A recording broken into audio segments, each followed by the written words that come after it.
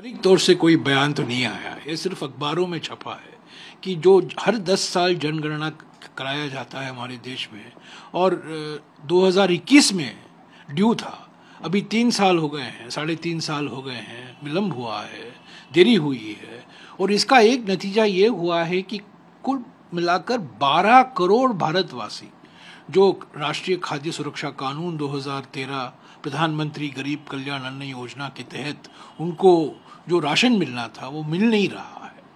वो एक नतीजा है इस विलंब का, और कई नतीजे हैं, पर हमें अभी पता नहीं है औपचारिक तौर से। पर 3.5 साल से पहली बार विलंब हुआ है। हर 10 साल ये जनगणना कराया जाता है विस्तार से। इसका एक और नतीजा है, देखिए महत्वपूर्ण बात है, इस जनगणना से अनुसूचित जाति और अनुसूचित जनजाति की आबादी क्या है, और जातिवार अनुसूचित जाति, जातिवार अनुसूचित जनजाति की जनगणना निकाली जाती है, जानकारी ली जाती है, हासिल की जाती है। और कांग्रेस पार्टी की मांग हमेशा रही है कि देखिए आप आप जनगणना तो करा रहे हैं, अनुसूचित जाति की आबादी तो आप हासिल कर रहे हैं जातिवार, और अनुसूचित जनजाति की भी आबादी जातिवार आप निकलवा रहे हैं, तो क्या आपत्ति है कि ओबीसी की जो जनगणना है उसी में कराइए ना। देखिए मेरे पास मसौदा है, प्रश्नावली का मसौदा, जो 4 साल पहले इसी सरकार ने घोषित किया था, तैयार किया था। उसमें एक सवाल है कि क्या आप अनुसूचित जाति के हैं, हाँ तो कौन सी जाति, क्या आप अनुसूचित जनजाति के हैं, हाँ तो कौन सी जाति। तो ऐसे ही इसमें एक सवाल और भी आप ऐड कर सकते हैं, एक कॉलम ऐड कर सकते हैं इस प्रश्नावली में, क्या ओबीसी हैं। अच्छा, अगर आप ओबीसी हैं कि कौन सी ओबीसी हैं, तो ये जाति जनगणना हो गया ना। और ये आसान, बहुत आसान तरीका है।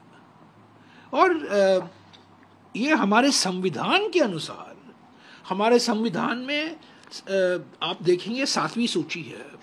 7वीं सूची में केंद्र सरकार की क्या जिम्मेवारी है, राज्य सरकारों की क्या जिम्मेवारी है, और जो विषय दोनों सरकारें कर सकती हैं। अगर आप 7वीं सूची देखें तो यूनियन लिस्ट यानी कि संघ का लिस्ट, राष्ट्रीय स्वयंसेवक संघ नहीं, संघ माने यूनियन ऑफ इंडिया, एंट्री 69 आप देखिए, यह कहता है सेंसस की जिम्मेदारी सेंसस कराने की केंद्र सरकार की होती है। हम ये नहीं कह सकते कि राज्य सरकार कराएंगे। तो हमारी मांग है कि जब आप ये जनगणना कराओगे, 3 साल से हम मांग कर रहे हैं, देरी हुई है, अभी आप करा रहे हैं तो अच्छी बात है, उसमें एक और सवाल जोड़ दीजिएगा कि क्या आप ओबीसी के हैं, और ओबीसी वर्ग में से आप कौन से ओबीसी में, तो आपको जाति जनगणना हो जाएगी। और इसके बाद जो कांग्रेस पार्टी की मांग है, हमने गारंटी की थी हमारे चुनाव प्रचार में कि जो 50% आरक्षण की सीमा लगाई गई है अनुसूचित जाति, अनुसूचित जनजाति और ओबीसी के लिए 50%, वो संविधान में नहीं है, वो सुप्रीम कोर्ट के द्वारा लगाया गया है। उसके लिए संविधान का संशोधन करना जरूरी है, यानी कि दलित, आदिवासी और ओबीसी वर्ग के लिए 50% की सीमा बढ़ानी चाहिए। और ये जनगणना के बाद इस पर बहस होगी, पर पहली बात तो जाति जनगणना कराना अनिवार्य है।